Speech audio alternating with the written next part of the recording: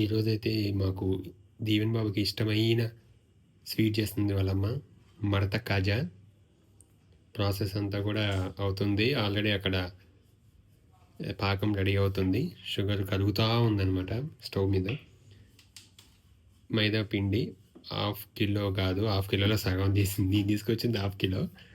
మళ్ళీ దాంట్లో హాఫ్. ఇప్పుడైతే ఇంకా ఇలా చపాతీలాగా రోల్ చేసేసుకొని వీటిని ఎట్లా చేస్తుందా ఏంటని నాకు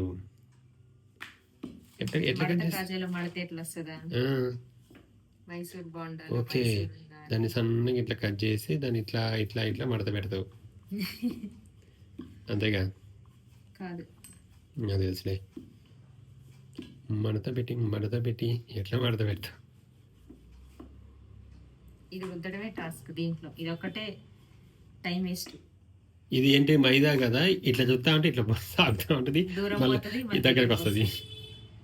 దూరం పోయింది దగ్గరికి వస్తుంది.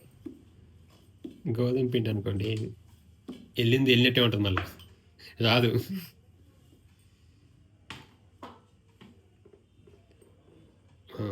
మొత్తానికి అయితే కావాలి ఇక్కడ మందంగా, ఇంకా పెద్ద అదే ఫస్ట్ అంతా ఒకేలా ఈవెన్ ఉండాలి. ఇది పెద్దగా వచ్చింది, ఇది ఇంకా రాలేదు, ఇంకా వస్తుంది అనమాట. ఇప్పుడు